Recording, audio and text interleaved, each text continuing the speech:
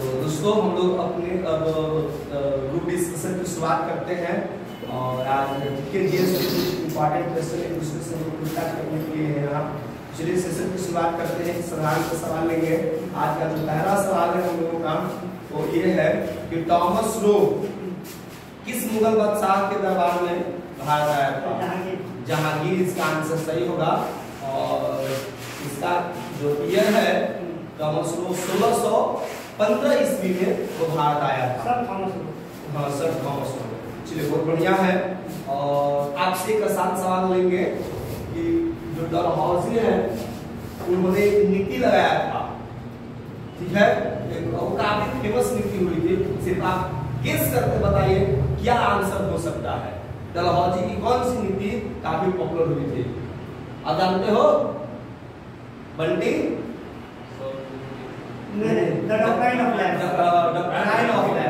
हड़प नीति। इसमें जो इम्पोर्टेंट सवाल बनता है कि हड़प नीति के तहत जो पहला राज है जो अंग्रेजों ने कब्जा लिया वो कौन सा है?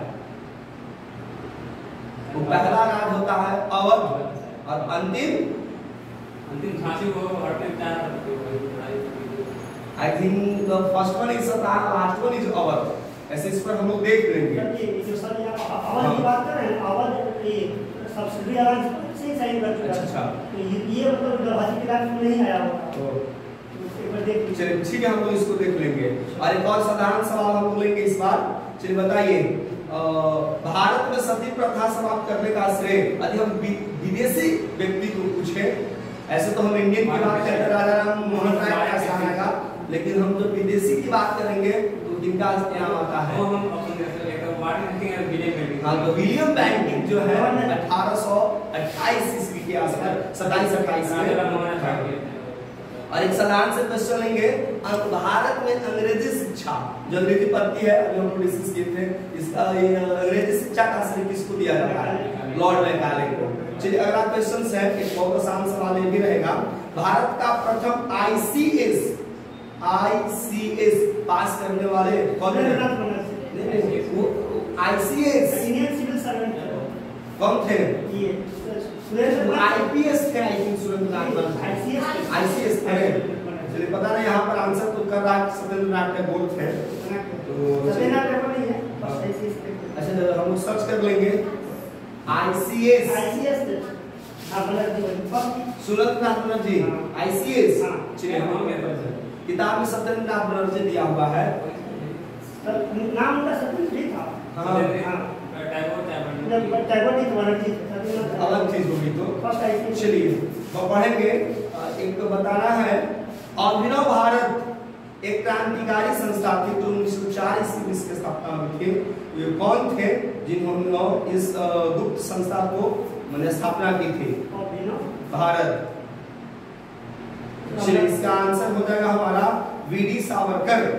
वीडी सावरकर ने एक गुप्त संस्था के रूप में अभिनव भारत की स्थापना की थी और वह ईयर था 1904 ईस्वी में। वीडी सावरकर। हाँ वीडी सावरकर।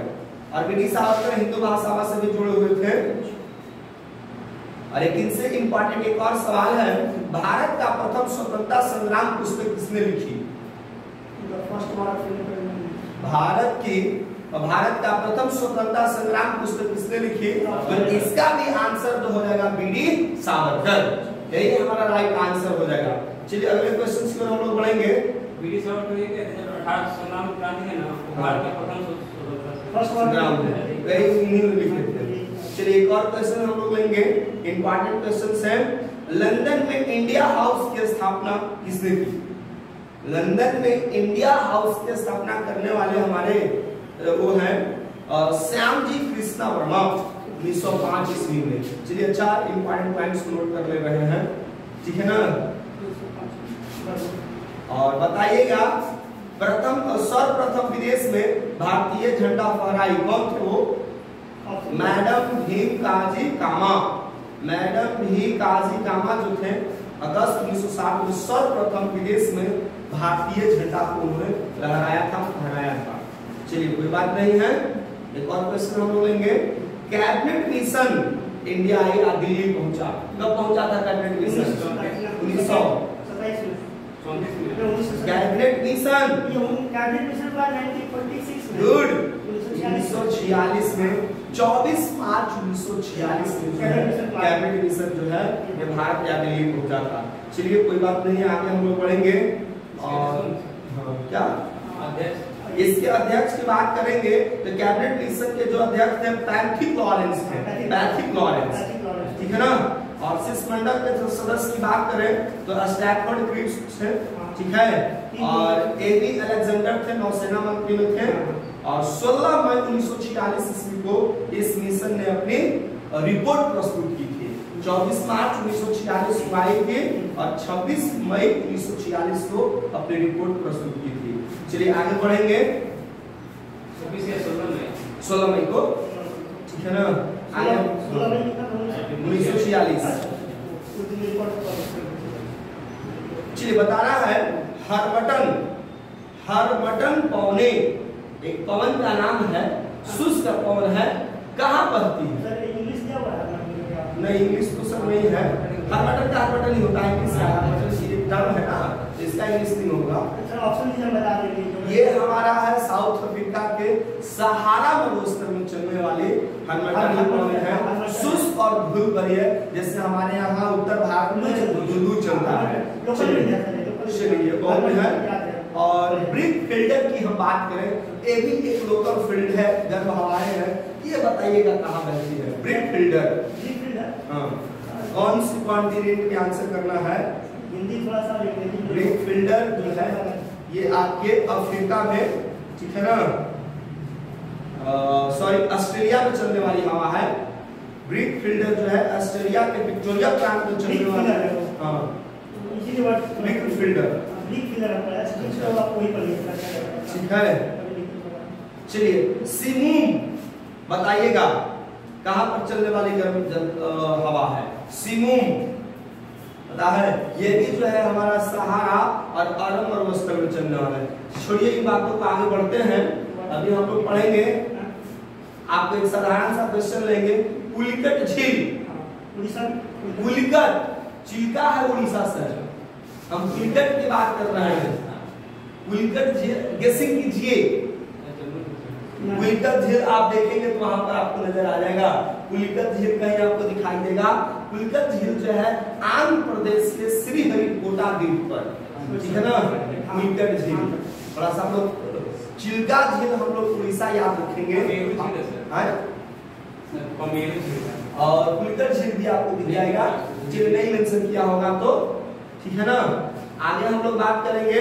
और इसी द्वीप पर हमारा इसरो अभी चंद्रयान 3 लॉन्च हुआ है। और ये भी सवाल पूछता है कि इसरो जो है हमारा Indian space research organisation Sriharikota, वो भी कहाँ है? आंध्र प्रदेश में। ये भी इंपॉर्टेंट सवाल आता है तो हम लोग इसको याद रखेंगे। इसरो कहाँ है जी? भारत के श्रीहरिकोटा आंध्र प्रदेश में ये जगह है। और आगे हम लोग बढ़ जाएंगे, ठीक है। हाँ अब आपसे बात करेंगे, एक और है विक्रम साराभाई अंतरिक्ष केंद्र, कहाँ पर है? विक्रम साराभाई तिरुवनंतपुरम केरला में। विक्रम साराभाई अंतरिक्ष केंद्र जो है तिरुवनंतपुरम में है। आप ये जगह का नाम जरूर आपने सुना होगा, केरला की राजधानी, ठीक है ना। और एक और पूछेंगे, भारत में गेंडे का प्राकृतिक निवास कौन सा अभ्यारण्य है? आसाम के कौन सा है? काजीरंगा राष्ट्रीय उद्यान। भारत में प्राकृतिक गेंडे का राष्ट्रीय उद्यान है, ठीक है ना। और हम बात करें काजीरंगा राष्ट्रीय उद्यान का क्षेत्रफल के तो 430 वर्ग किलोमीटर में फैला ये क्षेत्रफल है, ठीक है ना। आपको एक बता दे रहा है, जालदा अभ्यारण्य भारत के किस राज्य में है? जालदा अभ्यारण्य भारत के किस राज्य में? ऑप्शन है बिहार, उत्तर प्रदेश, राजस्थान और पश्चिम बंगाल। पश्चिम बंगाल इनका सही आंसर है। अंदाज पर सही ऑप्शन चूज कर लिए हैं, चलिए बहुत बढ़िया लगा। आगे हम लोग बढ़ जाएंगे। एक और क्वेश्चन है, भारतीय महासागर में सबसे छोटा द्वीप देश है वो कौन सा है? मालदीव। ये तो बहुत सिंपल है। और जापान का यदि हम पूछे कि सबसे बड़ा द्वीप कौन सा है तो कौन सा है बताइए? नहीं, होन्शु है। होन्शु जापान का है। और जापान की राजधानी जो टोक्यो है वो इसी द्वीप पर स्थित है। होंसू आइलैंड पर, ये भी हमारा इंपॉर्टेंट है। और एक और सवाल पूछता है, चलिए बहुत सिंपल है, मालदीव, अभी हमने बात की है कहाँ का सबसे छोटा है, बताइएगा मालदीव की राजधानी कहाँ है? माले। क्या बात है, माले पार्टी आपने सुना होगा लोकल, ठीक है ना, ये चीज हो गया। और एक और यदि आप सवाल इसी से संबंधित में है तो यह जनसंख्या एवं भू क्षेत्र की दृष्टि से, एरिया की दृष्टि से एशिया का सबसे छोटा देश है मालदीव। जनसंख्या एज वेल एज का सकते हैं क्षेत्रफल, दोनों कंडीशन में हम लोग जानेंगे कि ये क्या है, हमारा सबसे छोटा देश है। लेकिन हम वर्ल्ड की बात जब करते हैं कि वर्ल्ड की सबसे छोटा देश कौन है, वेटिकन सिटी है। लेकिन जब बात करें कि वर्ल्ड का सबसे बड़ा देश है क्षेत्रफल की दृष्टि से तो रसिया। और हम जनसंख्या की बात करें तो अभी अभी हम लोगों ने चाइना को पछाड़कर इंडिया आया है, ठीक है ना। चलिए एक सबसे आसान सवाल है, बताइएगा कि वायुवान जो होता है कौन सा मंडल में उड़ता है? स्ट्रेटोस्फीयर, जिसको हम समताप कहते हैं। लेकिन इसी से संबंधित एक और है, सबसे बाहरी मंडल का क्या नाम है? ईज़ोस्फीयर, जिसको बाहरी मंडल कहते हैं या बाहरी मंडल हम लोग कहते हैं। चलिए सबसे निचले मंडल की बात करें ना, सबसे ट्रोपोस्फीयर, और है ना, हिंदी में हम इसको क्षोभ मंडल कहते हैं। और पृथ्वी से इसकी ऊंचाई के धरातल से 18 किलोमीटर, 8 से 18। चलिए बहुत बढ़िया है। चलिए एक और सवाल लेंगे। और अभी अभी हम लोगों ने देखा था एशियाई विश्व कप फुटबॉल 2023 में, ठीक है ना, कौन सा देश में हुआ था? ये बहुत पॉपुलर क्वेश्चन है। एशियाई कप फुटबॉल 2023 टूर्नामेंट की मेजबानी कौन सा देश ने किया? ऑप्शन है आपका, चलिए भारत, श्रीलंका, कतर, और कोई एक एग्जांपल से लेते हैं। चलिए इसी तीनों में से आप आंसर कीजिए। कतर आपको हाईलाइटेड था, हम यहीं पर करना चाह रहे थे, ठीक है ना। तो और इसमें आपको ध्यान देना है कि फाइनल मुकाबला जो था 2023 का एशियाई football cup, football cup tournament का विजेता कौन बना था? नहीं, अर्जेंटीना से, ठीक है ना। और सेमी हराया किसको? फ्रांस को, 4 के मुकाबले 2 गोल से, जिसको कहते हैं 4 गोल से अर्जेंटीना ने फाइनल में फ्रांस को हरा करके, ठीक है ना। और ये 22वां फीफा विश्व कप था पुरुषों का। ये भी काफी इंपॉर्टेंट क्वेश्चन है, ठीक है। 18 सितंबर 2022 को ये हुआ था, पिछले साल की बात है। चलिए बहुत इंपॉर्टेंट है। चलिए हम एक सिंपल सवाल लेंगे। हमारा पड़ोसी देश श्रीलंका है, बताइएगा श्रीलंका की जो स्वतंत्रता दिवस कब मनाया जाता है? 1948 में। स्वतंत्रता डेट कब आजाद हुआ, ये भी सवाल है।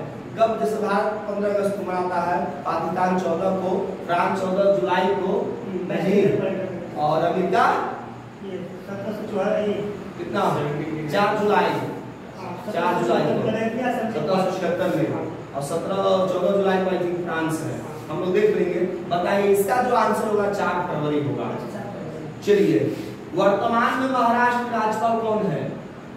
अभी राज्यपाल रमेश बैस है, रमेश बैस। चलिए ठीक है, कोई बात नहीं है, आगे हम लोग पढ़ेंगे। असम के राज्यपाल कौन है अभी? गुलाब चंद कटारिया।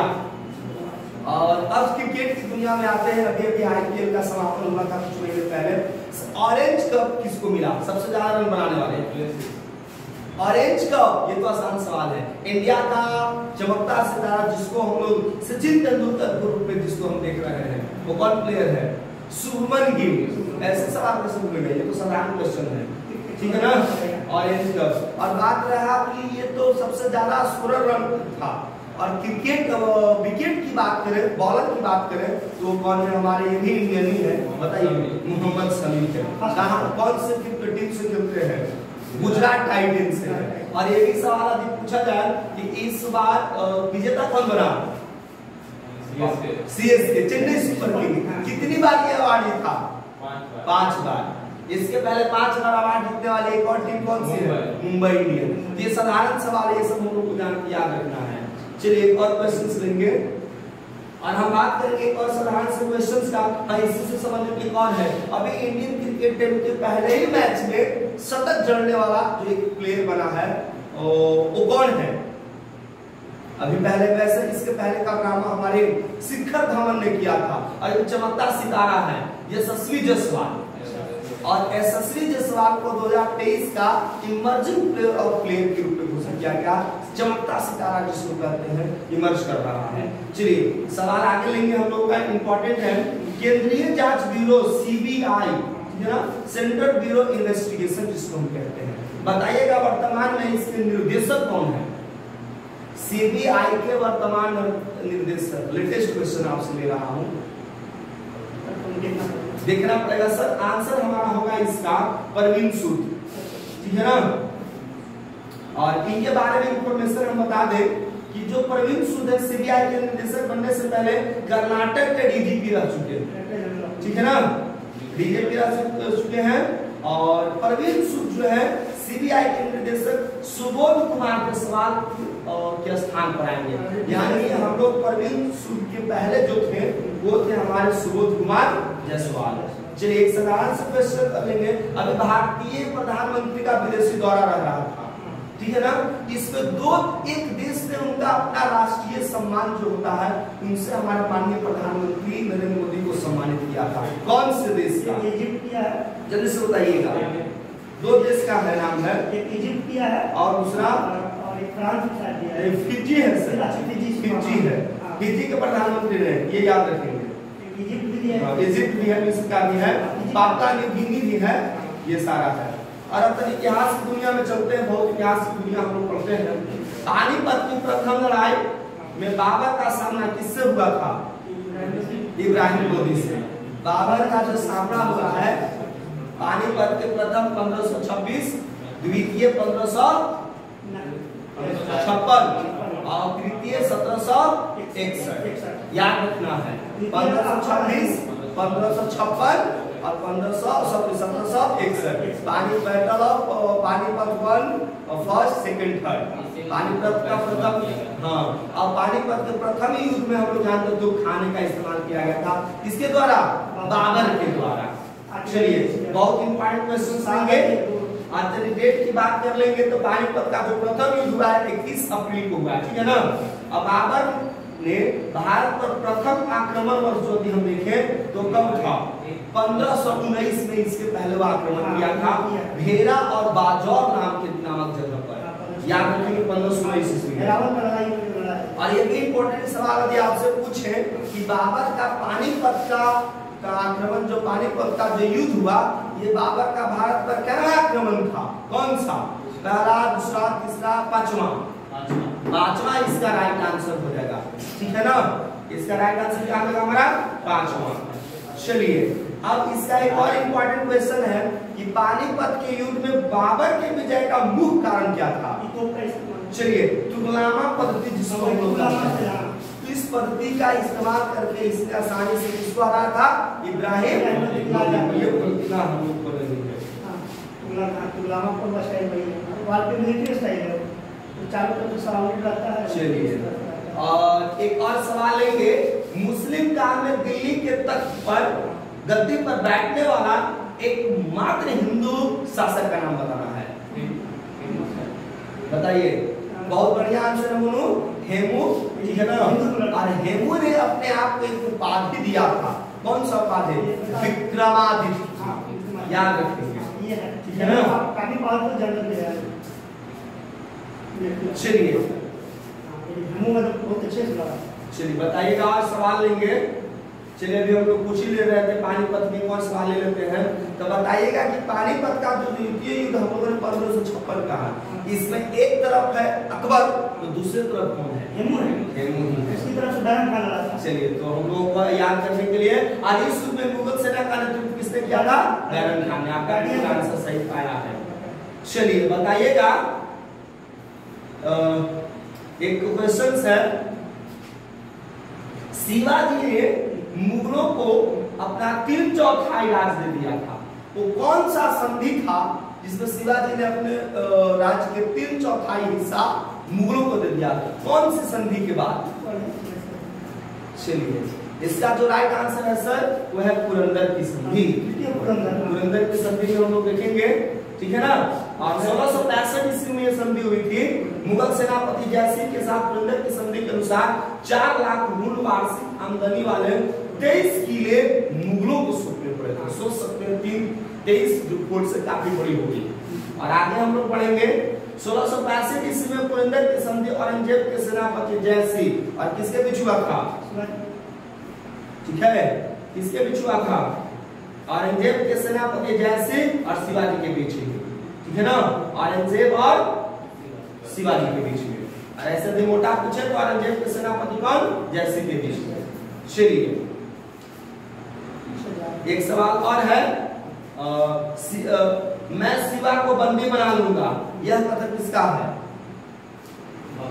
औरंगजेब के ही सेनापति जयसिंह का यह कथन था कि मैं शिवा को क्या करूंगा, बंदी बना लूंगा। और एक बहुत साधारण क्वेश्चन लेंगे, भारत का प्रथम महिला विश्वविद्यालय जो कि बॉम्बे में खुला था कब बना था, चलिए 1916, ठीक है ना, याद रखेंगे। और 1916 में ही हमें कुछ और याद रखे तो कनेक्ट कर करके क्या करेंगे, पटना हाई कोर्ट की स्थापना 1916 में। और 1916 में देखें तो बीएचयू का बीएचयू की स्थापना 16 की 16 में, जहां तक हम लोग कर रहे हैं ये भी सवाल हम लोग देख लेंगे, आगे हम लोग बढ़ जाएंगे, ठीक है ना। चलिए बहुत इंपॉर्टेंट है, डीके कर्वे ने ये किया था। बढ़ेंगे आगे हम लोग क्वेश्चन, बताइएगा, एक क्वेश्चन सिंपल लेंगे, बताइएगा, ये बिल्कुल साधारण क्वेश्चन है, मृदा से संबंधित विज्ञान को क्या कहते हैं, पेडोलॉजी, हिंदी में कहते हैं मृदा विज्ञान। क्या अब बीएचयू की स्थापना हमारे गोविंद जी एक्सप्लोर करते हैं 1916, यानी 16 में हम कितना चीज देखें, प्रथम महिला विश्वविद्यालय की स्थापना बॉम्बे 1916, पटना हाई कोर्ट की स्थापना और बीएचयू बनारस हिंदू यूनिवर्सिटी संस्थापक कौन थे हमारे, मदन मोहन मालवीय। और दिल्ली यूनिवर्सिटी की यदि हम बात करें तो इसकी स्थापना 1922। चलिए इंपॉर्टेंट है। बढ़ेंगे आगे हम लोग और सवाल लेंगे आपसे, सिंपल क्वेश्चंस रहेगा। बताइएगा फसल चक्रण के द्वारा मिट्टी की उर्वरता बनाए रखे जा सकता है। चलिए एक साधारण से सवाल लेंगे, हम लोग राजा राम मोहन राय को भी याद किए थे, कहाँ पर याद किए हैं अभी, सती प्रथा में, ठीक है। तो बताइएगा कि राजा राम मोहन राय को जो टाइटल राजा है ये उपाधि किसने दिया, चलिए मुगल बादशाह अकबर सेकंड, जिसको हम कह रहे हैं अकबर द्वितीय, क्लियर है ना।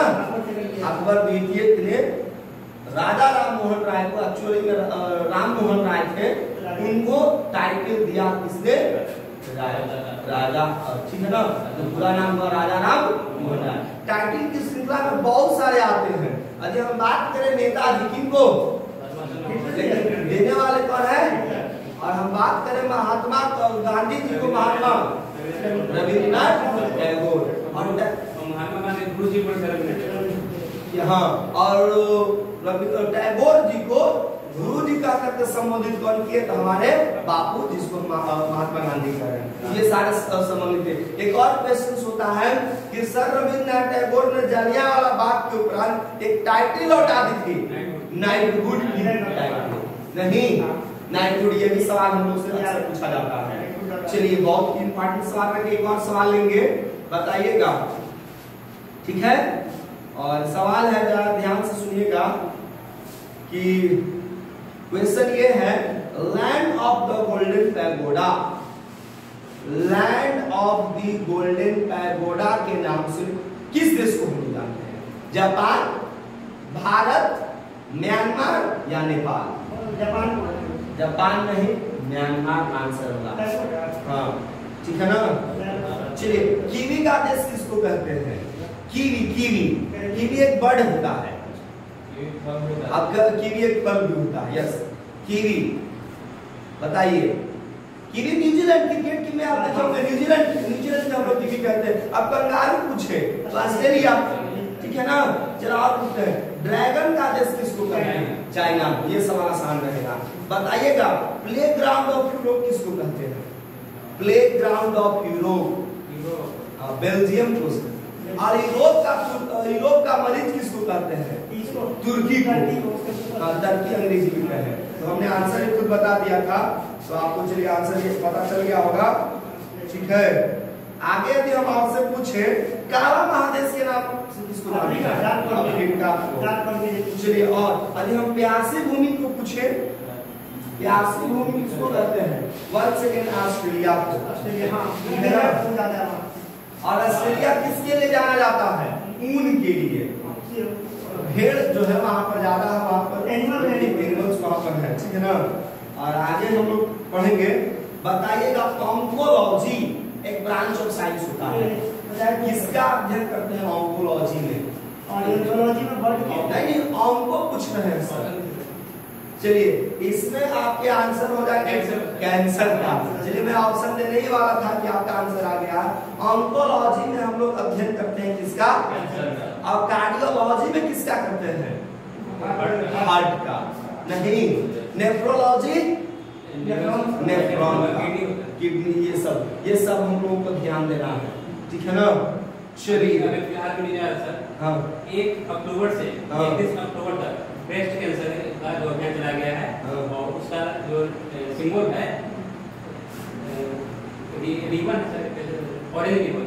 अच्छा, सिंबल 1 अक्टूबर से पूरा मंथ कर दिया है ब्रेस्ट कैंसर के बारे में जागरूकता दिया जाएगा। चलिए, बहुत अच्छा है, अच्छा इन्फॉर्मेशन दिए। चलिए, एक और क्वेश्चन हम आपसे लेंगे। बताइए, अभी हम लोग पढ़े थे, चलिए बताइएगा पक्षियों के अध्ययन को क्या कहते हैं? ऑर्निथोलॉजी। बहुत है। मैमोलॉजी में किसका अध्ययन करते हैं? मैमल्स का, इसका स्तनधारी का। चलिए बढ़ेंगे, एक साधारण सा क्वेश्चन लेंगे हम लोग। इलायची पहाड़ियां कहाँ देखने मिलती है? इलायची तमिलनाडु में। तमिलनाडु में। ठीक है ना। चलिए, बहुत साधारण सा क्वेश्चन है। और एक और साधारण सा सवाल हम आपसे ले लेंगे। दक्षिण भारत के सर्वोच्च शिखर का नाम बताइएगा। अन्नामुडी। अन्नामुडी, यस। और जो अन्नामलाई पर्वत का सर्वोच्च चोटी है, अन्नामुडी जो है, अन्नामलाई दक्षिण भारत की। अन्नामलाई का भी अन्नामुडी। चलिए, और यदि हम उससे पूछे कि दक्षिण भारत की दूसरी सबसे सर्वोच्च शिखर पूछे चोटी, तो कौन सा हो जाएगा? इसका राइट आंसर हो जाएगा दोदा बेटा। ये याद रखेंगे। और ये किसका है? नीलगिरी का। और अन्नामुडी किसका है? अन्नामलाई का। ये पॉइंट हम लोग को याद रखेगा। अन्नामुडी अन्नामलाई का, ठीक है ना। और दोदा बेटा नीलगिरी का। चलिए, ये भी बहुत इंपॉर्टेंट क्वेश्चन है। अब एक साधारण सवाल है कि अर्थ क्रस्ट, धरती की जो कह सकते हैं भूपर्पट्टी में अवरक कितना % पाया जाता है? अवरक, मिटका जिसको कहते हैं, कितना %? हम % पूछ रहे हैं। 4% है। मैं इशारा करके बता रहा हूँ, 4% अर्थ क्रस्ट में इसको पाया जाता है। ठीक है ना। चलिए, आगे यदि हम सवाल के रूप में आपसे पूछे, देख लीजिएगा। चलिए बताइएगा, भूपर्पट्टी में सबसे ज्यादा पाया जाने वाला धातु एल्युमिनियम मिलती है। आंसर बहुत बढ़िया। यदि हम तत्व की बात करें तो सबसे ज्यादा किसका आंसर हो जाएगा? ऑक्सीजन हो जाएगा। ऑक्सीजन। एलिमेंट की बात करेंगे तो ऑक्सीजन। बताइएगा पृथ्वी के कोर में सबसे ज्यादा कौन सा एलिमेंट पाया जाता है? आयरन। आयरन पाया जाता है। चलिए, और हम बताएंगे आपसे साधारण क्वेश्चन हम आपको लेंगे। हम लोग आर्टिकल को जानते हैं 36 से 51। कौन सा?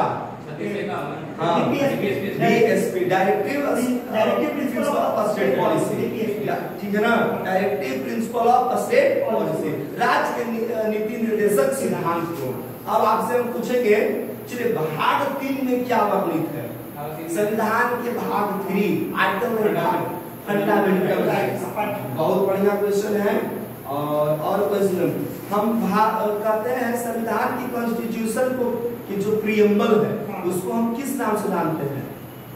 प्रियम्बल को संविधान की कुंजिका कहा गया। नहीं, की ऑफ द इंडियन कॉन्स्टिट्यूशन किसको कहा गया है? प्रियम्बल को। याद रखेंगे। अब बताइएगा, आपसे सवाल है, सूर्य के केंद्रीय सिद्धांत कौन है? सबसे पहले किसने दिया? कॉपरनिकस ने। और कुछ नहीं, ग्रहों के गति नियम को किसके और गुरुत्वाकर्षण तो हम लोगों को याद है आइजैक न्यूटन ने, ठीक है ना। आइजैक न्यूटन का एक बुक बहुत ज्यादा पॉपुलर हुआ था, कौन था बुक का नाम? Principia, law of Principia. 1642 में ये बुक पब्लिश हुई थी। और उसी तरह यदि हम बायो में पढ़ते हैं तो हमारे 1859 में एक बुक आई थी डार्विन की। कौन सी बुक थी? The origin of species. ये भी काफी सवाल पूछा जा चुका है। चलिए बढ़ेंगे हम लोग। एक जगह का नाम मैं आपसे पूछूंगा, आपको बताना है कि ये जगह प्रसिद्ध क्यों है। तो आपको बताना रानीगंज कहाँ पड़ता है, ये बताइए। रानीगंज सर, रानीगंज वेस्ट बंगाल में, वेस्ट बंगाल में। और किसके लिए? कोल के लिए। आप कोयला कह रहे हैं, बिल्कुल सही जवाब है। और यदि हम बॉम्बे का है, बॉम्बे हाई, आपने जरूर नाम सुना है, पेट्रोलियम के लिए। चलिए, और ये जो है हमारा 1974 में यहाँ से जापान के सहयोग से पेट्रोल निकालने का ये प्रक्रिया शुरू हुआ था। एक और मैं आपसे नाम पूछूंगा, आसनसोल। आप कभी कहीं जाते होंगे, आसनसोल ट्रेन वगैरह है, वेस्ट बंगाल। और आसनसोल को भी हम लोग किसके लिए जानते हैं? कोयला क्षेत्र के लिए है। और आज का हम अंतिम सवाल लेंगे, इसी से संबंधित फिर हम लोग बातें करेंगे। चलिए, झारखंड का जादू घोड़ा किसके लिए प्रसिद्ध है? यूरेनियम के लिए। तो चलिए प्रसिद्ध है। चलिए, कोरबा भी है, एल्युमिनियम कारखाना के लिए प्रसिद्ध है। एक और जाते जाते एक सवाल आप लगाना चाहेंगे, राजस्थान का खेतड़ी, ये तो बहुत पॉपुलर है, कॉपर के लिए, तांबा के लिए। तो चलिए आप हम लोग डिस्कस करेंगे, फिर अगली बार मिलते हैं। जय हिंद दोस्तों।